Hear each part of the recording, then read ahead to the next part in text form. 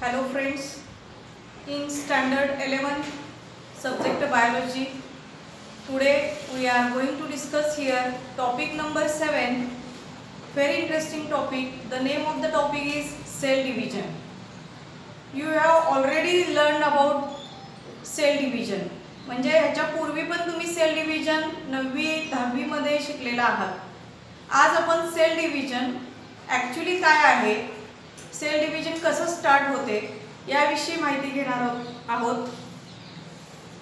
In cell division, first of all in introduction, life of all multicellular organisms are starts from a single cell. म्हणजे आपण सगळ्यांची life जी आहे ती एका single sale पासून arise झालेली आहे, स्टार्ट झालेली आहे. तुम्ही हे पहिल्यापासूनच ओळखताय की आपण सगळे कसे तयार झालो. आपण मल्टीसेल्युलर आहे, पण आपली लाईफ जी आहे ती फक्त एका सेल पासून तयार झालेली आहे. तुम्हाला सगळ्यांना माहिती आहे, सेल मध्ये सगळ्यात प्रायमरी स्टेजला सेल म्हटलं की त्या सेल मध्ये सेंटरला काय असतो रे, काय असतो, न्यूक्लियस. करेक्ट. म्हणजे हा जर आपण सेल घेतला तर याच्या सेंटरला काय आहे, न्यूक्लियस. मग आपण ही सिंगल सेल आहे, त्या सिंगल सेल पासून याचं मल्टिप्लिकेशन झालं. म्हणजे एका सेलचे 2 सेल तयार झाले, 2चे 4 झाले, 4चे 8 झाले. या पद्धतीने त्याचं काय होणार आहे, मल्टिप्लिकेशन. मल्टिप्लिकेशन म्हणजे त्याचं विभाजन होणार आहे आणि त्या विभाजनाद्वारे त्या सेलचे काय होतील, अनेक सेल तयार होतील. आता इथं असे भरपूर सेल्स तयार व्हायला लागले तर हळूहळू हा मल्टीसेल्युलर ऑर्गॅनिझम तयार होतो. Multicellular organism. Therefore first cell arise from, म्हणजे इथं आपण म्हणतो multicellular organisms are arise from a single cell. म्हणजे एका सेल पासून मल्टीसेल्युलर ऑर्गॅनिझम म्हणजे बहुपेशीय प्राणी तयार झालेले आहेत, सजीव तयार झालेले आहेत. मग सगळ्यात पहिल्यांदा आपण म्हणतो ना की पहिली सेल कशी तयार झाली असावी. मग आपण म्हणूया ना, प्रत्येक वेळेला आपण म्हणतो की ऑल सेल्स और each and every cell arise from pre-existing cell. Every cell arise from pre-existing cell. Pre means पहिला, existing means अस्तित्वात.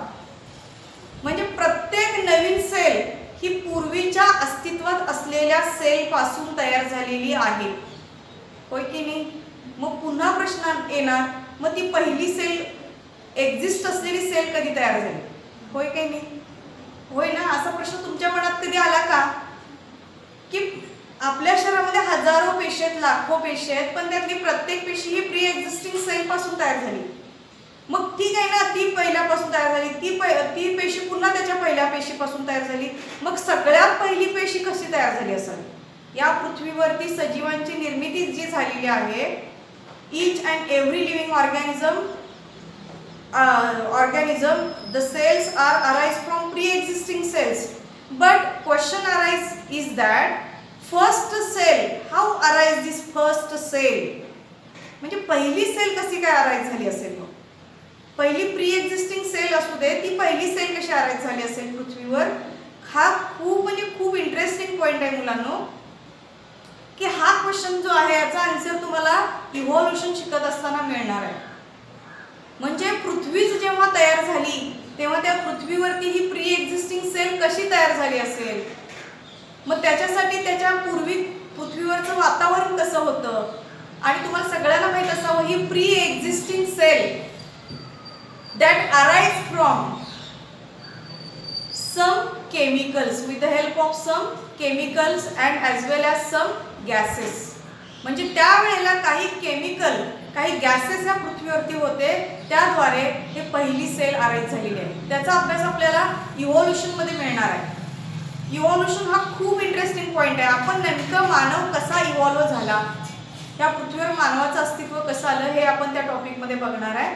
ठीक आहे ना. आता आपण काय बघणार आहे की पहिल्यांदा सेल कशी अराइज झाली, तर ती प्री एक्झिस्टिंग सेल पासून तयार झालेली आहे. आणि ती प्री एक्झिस्टिंग सेल जी आहे ह्युमनची किंवा कुठल्याही ऑर्गॅनिझमची, प्रत्येक लिव्हिंग ऑर्गॅनिझमची पहिली सेल जी अराइज झालेली आहे ती पृथ्वीवर पूर्वी जे प्रायमोर्डियल अर्थ होतं, त्या प्रायमोर्डियल अर्थवरती असे काही केमिकल मोलेक्युल्स होते की त्याच्यामध्ये नायट्रोजन असेल, त्यानंतर हायड्रोजन आहे, ऑक्सिजन आहे, या मोलेक्युल पासून काय झालेला आहे, पहिला प्रायमोडियल सेल तयार झाला आहे.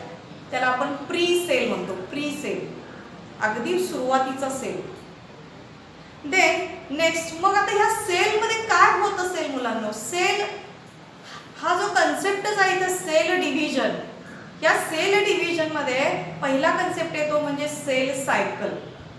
सेल सायकल, सायकल म्हणजे काय? चक्र. आपलं आयुष्याचं चक्र असतं ना, तुम्ही लहानाचे मोठे झाला, मोठ्याचे तरुण होणार, त्याच्यानंतर प्रौढ होणार, त्याच्यानंतर तुम्ही म्हातारे होणार आणि एक दिवस संपणार. मग हे जसं आपण झायगोट पासून आपली ही जी लाईफ सायकल आहे, तसं त्या प्रत्येक सेलची पण लाईफ सायकल आहे. लक्षात ठेवा, म्हणजे त्याला आपण सेल सायकल म्हणूया. ही सेल सायकल कशी आहे बघा, सेल सायकल. त्या सेल सायकल मध्ये सिक्वेन्शियल इव्हेंट्स आहेत. सिक्वेन्शियल, सिक्वेन्स तुम्हाला माहिती आहे ना, सिक्वेन्स अनुक्रम, अनुक्रमे काही ना काही त्याच्यामध्ये इव्हेंट्स आहेत, घटना आहेत. आता ह्या sequential events in the life of a cell, sequential events in the life of the cell is called cell cycle. म्हणजे सिक्वेन्शियल इव्हेंट्स प्रत्येक सेलच्या लाईफ मध्ये काही अनुक्रमे काही घटना होतच असतात. काय घटना होत असतील मग? म्हणजे ती पहिल्यांदा सेल जी अराईज होणार आहे, तिथून त्याच्या शरीरामध्ये ज्या घडामोडी होत असतात, त्यामध्ये ज्या सिक्वेन्शियली इव्हेंट्स घटना त्याच्यामध्ये होतच असतात, त्याला आपण सेल सायकल म्हणतो. There are two main phases of cell cycle. या सेल सायकलच्या दोन मेन फेजेस आहेत. There are two main phases of this cell cycle. First one is a cell cycle. It divides into first two phases. First one is a interphase, and second one is a M phase. Interphase and M phase. Interphase जी आहे ती broad phase आहे मुलांना. Interphase म्हणजे हा सेलच्या life cycle मध्ये सगळ्यात मोठ्या कालावधीसाठी ही फेज असते, इंटरफेजची. आणि कमीत कमी कालावधीसाठी कुठली फेज असते? M phase. M phase it is also called as a mitotic phase. It is also called a mitotic phase. Mitotic ह्या शब्दावरून त्याला नाव दिलं यम. आणि इकडं इंटरफेज. ड्युरिंग इंटरफेज, आता त्या इंटरफेज मध्ये पुन्हा तीन इव्हेंट्स आहेत. तीन इव्हेंट्स आहेत. कोणकोणते बघा? In interphase there are also three phases. First one is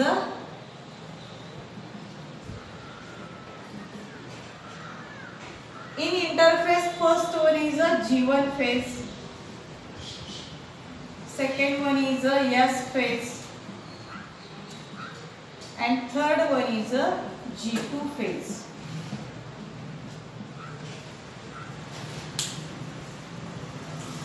In interphase there are, it also includes into three phases. G1 phase. G1 means first gap phase. Second is a S phase. S phase means synthesis phase. And in third one is a G2 phase, second gap phase. इथे जर बघितलं तर तुम्हाला या sale सायकलची diagram ही दाखवली आहे मी. Figure sale cycle, ही figure जी दाखवली आहे ती सेल सायकलची आहे. या फिगर मध्ये तुम्ही पूर्ण ऑब्झर्व करा. इथे चार सायकल्स आहेत. हे बघा, ही इंटरफेज आहे. ही संपूर्ण इंटरफेज आहे. इथं फक्त यम फेज आहे, मायटोसिसची फेज. मायटोटिक डिव्हिजनची फक्त ही फेज आहे, ही. आणि बाकीचे तीन मिळून इंटरफेजच तयार होते. Interphase cell undergoes growth, that is as during M phase cell undergoes division. Interphase alternates with the period of division. In interphase is the stage between two successive cell divisions. इंटरफेज जी असते ती दोन सेल डिव्हिजनच्या मध्ये असते. Two successive cell division. Cell division म्हणजे cell काय होणार आहे? सेलचा डिव्हिजन म्हणजे सेलचं काय होणार आहे, विभाजन होणार आहे. आणि ते विभाजन होत असताना त्याच्यामधला 2 सक्सेसिव्ह सेल डिव्हिजनच्या मधली फेज असते ती म्हणजे interphase. Interphase it is also called as a preparatory phase. Preparatory means तयारी करणे. तुम्ही परीक्षेची जशी तयारी करता की नाही तसं त्याला आपण इथं काय म्हणायचं आहे, प्रिपरेटरी फेज. म्हणजे सेल डिव्हिजनची काय करणे, तयारी करणे. प्रिपरेटरी, प्रिपरेशन करणे. Of cell cycle during which cell is highly active and prepares itself for cell division. Interphase divisible into 3 stages, that is a G1 phase, S phase and G2 phase. म्हणजे याच्यामध्ये 3 phases आहेत, G1, G2 आणि S phase. Then next one is in G1 phase. G1 phase मध्ये आता काय आहे, नेमकं काय इथं आपण बघणार आहे. यामध्ये जर बघितला इंटरफेज मध्ये 3 सब फेजेस झाल्या आणि एम फेज मध्ये पुन्हा 4 सब फेजेस आहेत. कुठल्या कुठल्या बघा, आणि याचा अभ्यास तुम्ही याच्या पूर्वी पण केलेला आहे. कोणकोणते ते 4 फेजेस आहेत, तर पहिला आहे यामध्ये इन्क्लूड असलेल्या 4 फेजेस आहेत. त्याच्यामध्ये first one is prophase,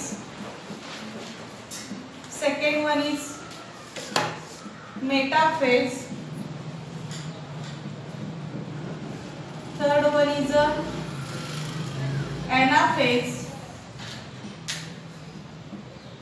and fourth one is telophase.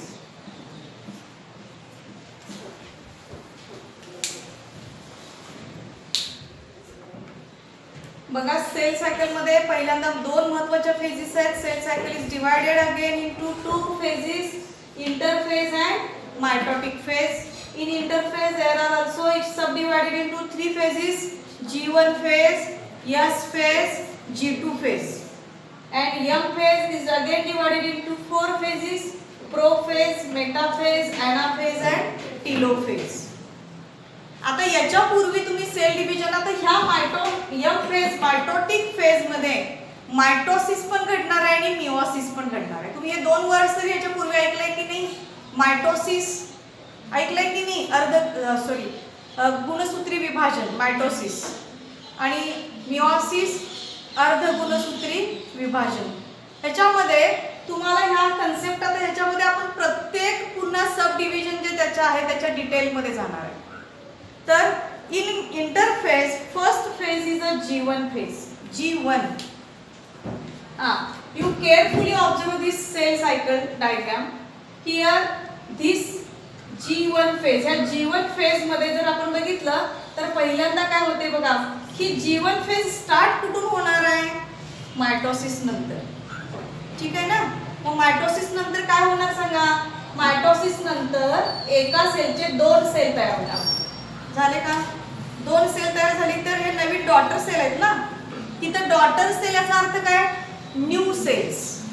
Daughter means new cells. इथं नवीन सेल तयार झाले. आता नवीन सेल कशा असणार आहेत रे, इमॅच्युअर असणार का मॅच्युअर असणार, इमॅच्युअर असणार का मॅच्युअर असणार, इमॅच्युअर असणार. मग त्या इमॅच्युअर सेल मध्ये पहिल्यांदा काय होणार आहे, परत आणि सेल डिव्हिजन होणार आहे. सेल डिव्हिजन स्टार्ट होण्याच्या अगोदर पहिली फेज म्हणजे प्रिपरेटरी फेज. मी मगाशी म्हटलं तुम्हाला ती प्रिपरेशन करणार आहे आता. मग त्यामध्ये ती इंटरफेज मध्ये जाते. ह्या फेज मध्ये बघा पहिल्यांदा सेलची ग्रोथ होते.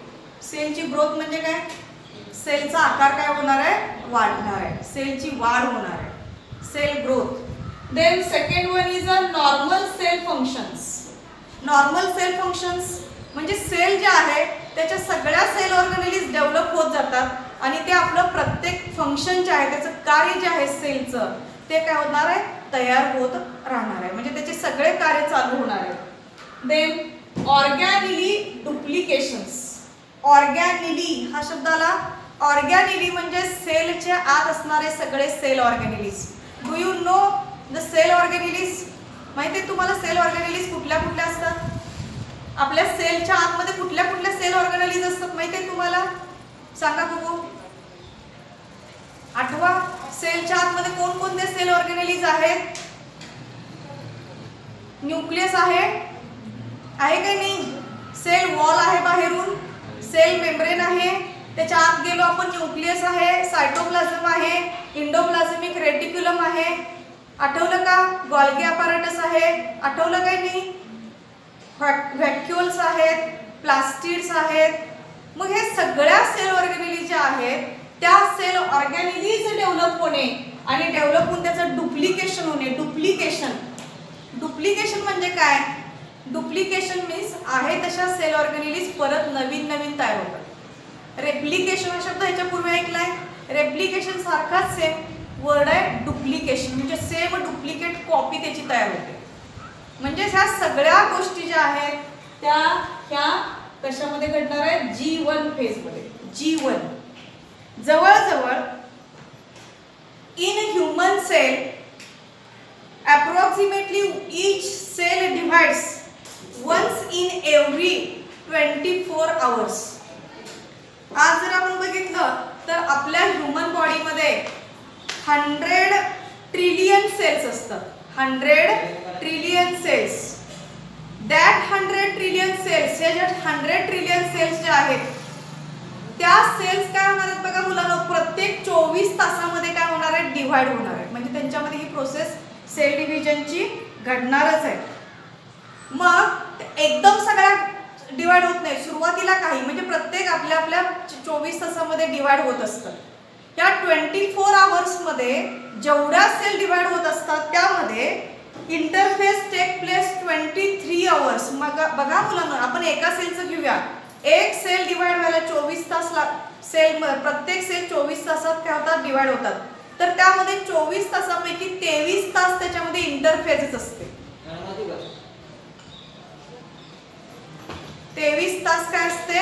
इंटरफेसच असते. इंटरफेस जे असते तर त्या इंटरफेस 23 तासासाठी असेल तर फक्त एकच तास त्याच्याकडे काय असतो? यम फेज असतो, mitotic phase. Then M phase takes place only 1 to 2 hours. म्हणून इथे तुम्ही बघा हा यम फेज आहे एवढाच. तर ह्या एम फेजला आपण आवर्स किती दिलेले आहेत तिथं? 1 to 3 आवर्स, म्हणजे 1 ते 3 तास. काही वेळेला फक्त ते कमी जास्त होत असेल तर एवढाच कालावधीसाठी फक्त यम फेज असते. बाकी संपूर्ण जवळजवळ 23 तास हे काय चाललेलं असतं? इंटरफेसची प्रोसेस चाललेली असते, म्हणजे प्रिपरेशनच चाललेलं असतं. Next one G1 phase. In G1 phase, it starts immediately after cell division. Cell performs RNA synthesis. ह्या प्रोसेसचं आणखीन एक या G1 फेज मध्ये RNA सिंथेसिस होत असतं. सिंथेसिस म्हणजे तयार होणे. RNA synthesis. आता RNA means ribonucleic acid which is present in cytoplasm as well as in some cells it is present in a nucleus also, and that RNA synthesis is take place in that G1 phase, and therefore this is also very important. In RNA there are 3 types. rRNA means ribosomal RNA, tRNA means transfer RNA, and mRNA means messenger RNA. All that RNA and protein synthesis as well as synthesis of membranes during this phase.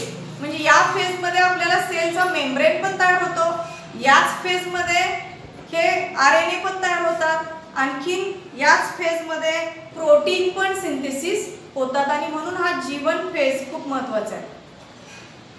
G1 phase झाल्यानंतर परत आपण खाली आलो. आता बघा इकडं आपण ह्या फेज मध्ये येतो. ही कोणती फेज आहे?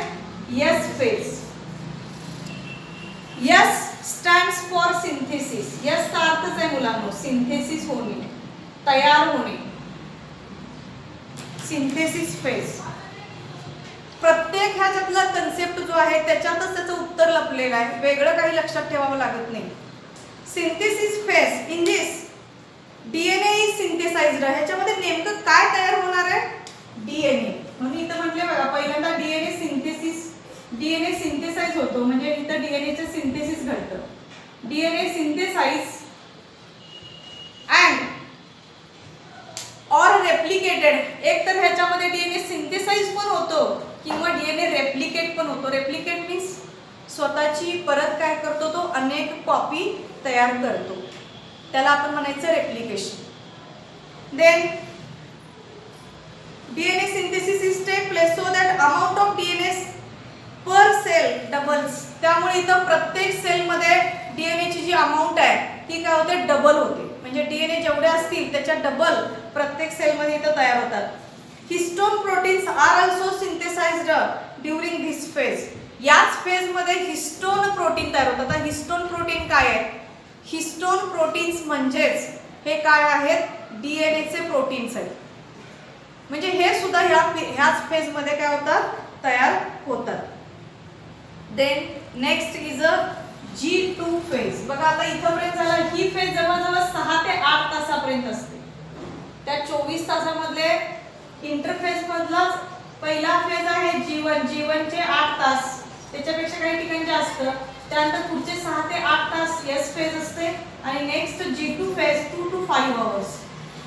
म्हणजे इंटरफेजची ही लास्ट फेज आहे G2 phase.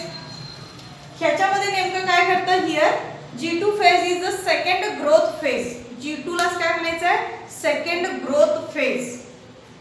In G2 phase nucleus increases in volume. हळूहळू पेशीतला न्यूक्लियस आकाराने वाढतो. म्हणजे न्यूक्लियसचा आकार काय होतो, वाढतो. And metabolic activities essential for cell division occur during this phase. म्हणजे सेल डिव्हिजन साठी आवश्यक असणारे सगळ्या ज्या मेटाबॉलिक ऍक्टिव्हिटीज आहेत त्या क्रिया इथं काय होत असतात. Various proteins necessary for this cell division synthesised during this phase besides RNA synthesis also occurs during this phase. म्हणजे RNA सिंथेसिसची प्रोसेस आणि त्याच्याशिवाय प्रोटीन सिंथेसिस या फेज मध्ये दिसून येते.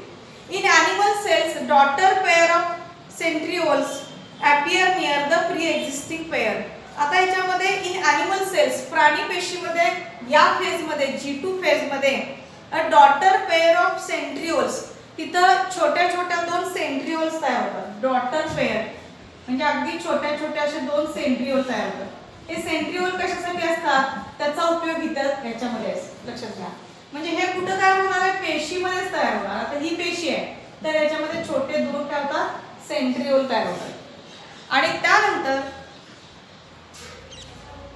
ही G2 फेज जी आहे ती 2 ते 5 तासानंतर प्रोटीन सिंथेसिस होते. आणि याच्या नंतर त्या G2 फेज नंतर त्याच सेल मध्ये पुढची डिव्हिजन स्टार्ट होते, ती म्हणजे mitosis phase.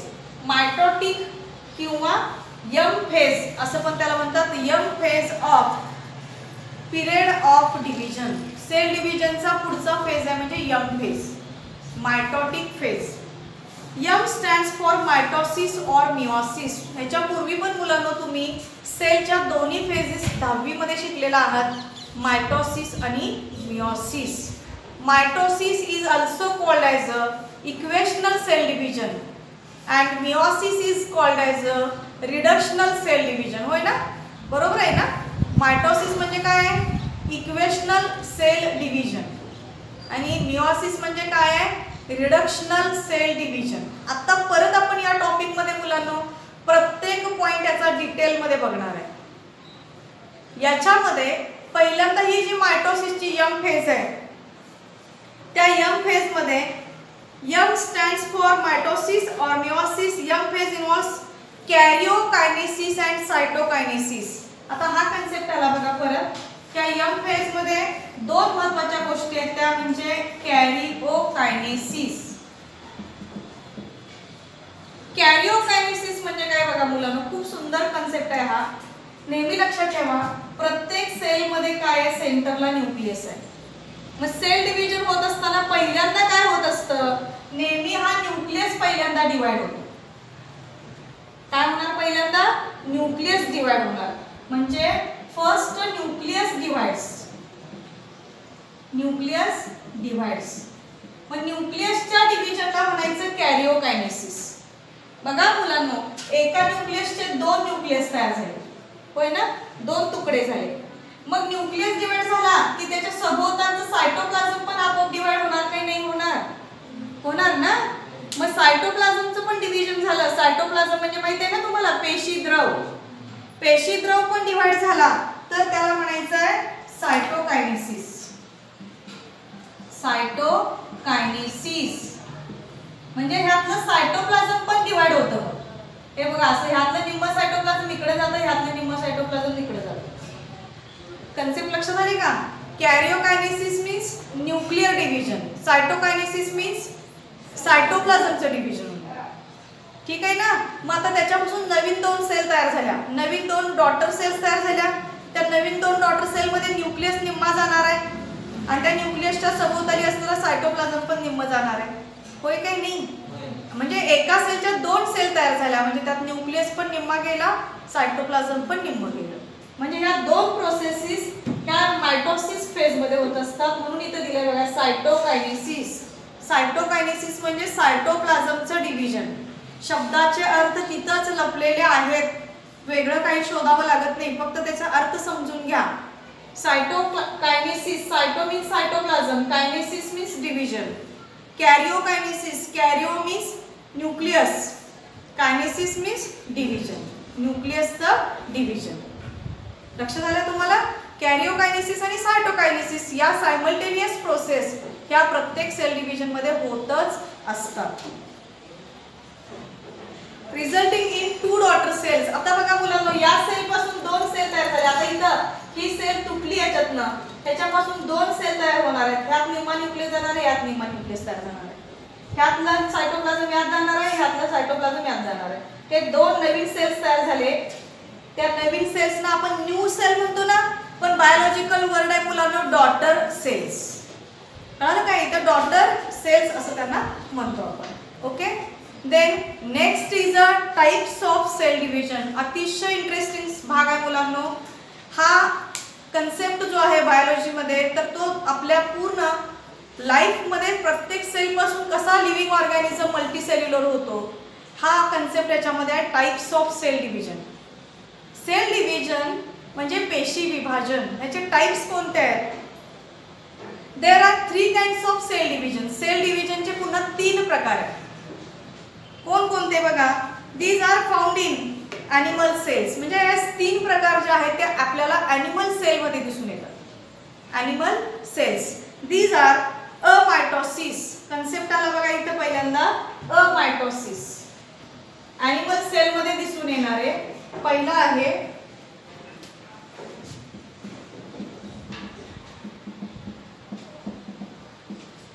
अमायटोसिस. Then direct division and mitosis, indirect division and meiosis. दुसरा आहे प्रकार मायटोसिस आणि तिसरा प्रकार आहे मिओसिस. म्हणजे सेल डिव्हिजन मध्ये, टाइप्स ऑफ सेल डिव्हिजन मध्ये सेल ॲनिमल सेल मध्ये सेल 3 पद्धतीने डिवाइड होते. First one is amitosis, second one is mitosis and third one is a meiosis. Then mitosis can be performed by haploid as well as diploid cells, but meiosis can be performed by diploid cells only. आता ह्याच्यामध्ये मात्र बघितलं तर मायटोसिसची process जी आहे ती haploid sale मध्ये पण घडते. Haploid cell means N condition and diploid cells म्हणजे डिप्लॉइड सेल्स मध्ये पण ती घडते. डिप्लॉइड सेल्स मध्ये पण घडते. पण मिओसिसची प्रोसेस ही फक्त आणि फक्त मिओसिसची जी प्रोसेस आहे, but meiosis can be performed by diploid cells only. फक्त ही डिप्लॉइड सेल्स मध्येच घडून येते. डिप्लॉइड सेल्स म्हणजे 2n कंडिशन मध्ये ही फक्त मिओसिसची प्रोसेस घडते. हे परत आपण प्रत्येक फेज त्यातली डिटेल मध्ये जाणार आहे. इन हनीबीज, तुम्हाला हनीबीज माहित आहे? मधमाशा. In honeybees, drones develop from haploid unfertilized eggs. honeybees मध्ये तुम्हाला ड्रोन माहित आहे? ड्रोन म्हणजे कोण असतो? मधमाशांमध्ये तुम्हाला माहित आहे माशा किती प्रकारच्या असतात? माहित आहेत की नाही? मधमाशा तर माहित आहेत की नाही? 3 प्रकारच्या माशा असतात. लक्षात ठेवा. एक असते वर्कर, कामकरी माशी. दुसरी असते क्वीन राणी माशी.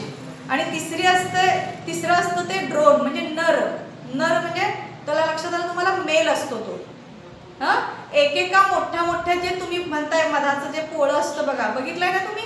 त्याच्यावर बाहेरून अनेक हजारो माशा त्याच्यावरती काय होतात, बाहेरून नेक्टर गोळा करून आणत असतात आणि त्याच्यामध्ये देत असतात. त्या सगळ्या बाहेरून जे जे काम करून नेक्टर गोळा करत असतात त्या सगळ्या वर्कर्स असतात. मी काय काय सांगायला लक्षात यायला लागले तुम्हाला. वर्कर्स जे असतात ते मुलांना स्टराईल फिमेल असतात. त्या स्टराईल फिमेल मीन्स त्या मादीच असतात पण त्या स्टराईल असतात. Sterile means they are not participate in reproduction, म्हणजे त्या रिप्रोडक्शन मध्ये भाग घेत नाही. का? कारण त्यांच्याकडे ती ॲबिलिटीज नसते. म्हणजे त्या मादी आहेत, फिमेल आहेत, पण त्यांच्याकडे स्टरिलिटी असते, वंध्यत्व असतं, म्हणजे त्या रिप्रोडक्शन मध्ये भाग घेऊ शकत नाही. मग दुसरी माशी कुठली आहे सांगा? क्वीन. एकेका मोठ्या पोळ्यात फक्त एकच क्वीन असते, राणी एकटीच असते आणि ती फक्त काम करते एग लेईंगचं, अंडी घालण्याचं काम करते. आणि ती एकटी क्वीन जी असते तीच फक्त फर्टाईल फिमेल असते. फर्टाईल मीन्स फर्टिलायझेशन मध्ये ती भाग घेते. फर्टाईल फिमेल, तिच्याकडे ती ॲबिलिटी असते. And next one is a drone. Drone म्हणजे नर जे असतात ते एकेका पोळ्यामध्ये जवळजवळ 200 एवढ्या संख्येने असतात. आणि ते ड्रोन पण काय काम करतात? ते फक्त रिप्रोडक्शन मध्ये भाग घेतात. म्हणजे ते सुद्धा रिप्रोडक्शन, राणी माशी बरोबर ते काय करतात, म्हणजे मेटिंग करून रिप्रोडक्शन करण्याचं काम करतात. बाकीचं ते काही काम करत नाही. मग याचा अर्थ झाला मुलांनो की या कन्सेप्ट मध्ये drones develop from haploid unfertilised eggs. हे जे ड्रोन्स असतात म्हणजे नर माशी जी असते ती सुद्धा ते कसे तयार होतात? हॅप्लॉइड अनफर्टिलाइज्ड एग, म्हणजे जे फर्टिलायझेशन न झालेलं एग जे असतं त्याच्यापासून हे ड्रोन तयार होतात. Whereas in Mercantia, haploid spores forms gametophyte by mitosis. पण आपण मर्कॅन्शिया बघितला तर मर्कॅन्शियामध्ये मात्र हॅप्लॉइड स्पोर पासून, म्हणजे हे वनस्पती आहे त्याच्यामध्ये मात्र हॅप्लॉइड स्पोर पासून काय तयार होतं? गमेटोफाइट तयार होते आणि हे प्रोसेस मायटोसिसनं तयार होत असते. आपण हे परत आणि डिटेलमध्ये जाणार आहे. आता यानंतर पहिला कन्सेप्ट आहे अमायटोसिस. अमायटोसिस आता याच्यामध्ये is the simplest mode of cell division. अतिशय सिंपल मेथड आहे अमायटोसिस. पहिली मेथड बघा, अमायटोसिस म्हणजे सेल डिव्हिजन, पेशी विभाजनाची अतिशय सिंपल मेथड आहे ही. During amitosis nucleus undergoes elongates and a constriction appears somewhere along its length. This constriction deepens and divides the nucleus into two daughter nuclei. This is followed by division of the cytoplasm which is results in the formation of two daughter cells. बघा किती सुंदर process आहे. ह्या अमायटोसिस मध्ये मुलांना वेगळं काही नाही आहे. ही सेल आहे, सपोज ही सेल आहे आणि ह्या सेल मध्ये इथे न्यूक्लियस आहे, तर ही सेल आपोआप काय होते? इलॉंगेट होते. अशी इलॉंगेट मीन्स आकार त्याचा काय होतो? लांबत होतो, वाढतो. असा वाढल्यानंतर त्याच्यामध्ये नैसर्गिकपणेच इथे कॉन्स्ट्रिक्शन निर्माण होते. कॉन्स्ट्रिक्शन मध्येच अशी काय होते? ती खाच तयार होते त्याच्यात. त्यामुळे हे इथूनच भाग कट होतो. त्यातला सायटोप्लाझम डिवाइड होतो. इकडचं सायटोप्लाझम इकडे, इथे न्यूक्लियस वेगळा जातो आणि त्यामुळे ही सेलच इलॉंगेट झाल्यामुळं त्यातला न्यूक्लियस पण निम्मा निम्मा विभागला जातो, सायटोप्लाझम पण निम्मा निम्मा विभागलं जातं आणि त्या एका सेलचे 2 सेल तयार होतात. Division of the cytoplasm. This division occurs in unicellular organism. असं डिव्हिजन कुणामध्ये दिसतं तुम्हाला? Unicellular organism. Which are that? Unicellular organism amoeba, paramecium आहे की नाही? माहित आहे की नाही? यांच्यामध्ये या पद्धतीने सेल डिव्हिजन असते. as well as abnormal cells. abnormal म्हणजे ज्या सेल्स नॉर्मल नाही आहेत, and old cells म्हणजे जुन्या पेशी, or in fetal membrane cells. fetal membrane cells म्हणजे जे गर्भामध्ये वाढणारे फीटस असतं त्याच्या मेम्ब्रेन मध्ये, त्याच्या त्वचेमध्ये, बाहेरची जी त्वचा आहे तर त्या फीटल मेम्ब्रेन सेल मध्ये सुद्धा अमायटोसिसची प्रोसेस होते. म्हणजे तिथं सेल डिव्हिजन ऍक्च्युअली या पद्धतीनं होतं. कसं की ही ओल्ड सेल म्हणजे जुनी पेशी, ही म्हणजे हीच काय होते? इलॉंगेट होते. इलॉंगेट झाले की त्याचा न्यूक्लियस आकाराने पहिल्यांदा आहे बघा, त्यातला न्यूक्लियस जो असतो तो या पद्धतीनं असा लांबत होतो पहिल्यांदा आणि मग तो इथं डिवाइड होतो. हे कॉन्स्ट्रिक्शनमुळे इकडून निम्मा भाग याचा तयार झाला. याचंच फॉर्मेशन असं आहे, इथून एक पेशी तयार झाली, इथून एक पेशी, हे तुटतात एकमेकांपासून. त्याच्यात न्यूक्लियस निम्मा डिवाइड झालेला असतो आणि मग या पद्धतीने हे दोन नवीन डॉटर सेल्स तयार होतात. कळालं? ठीक आहे.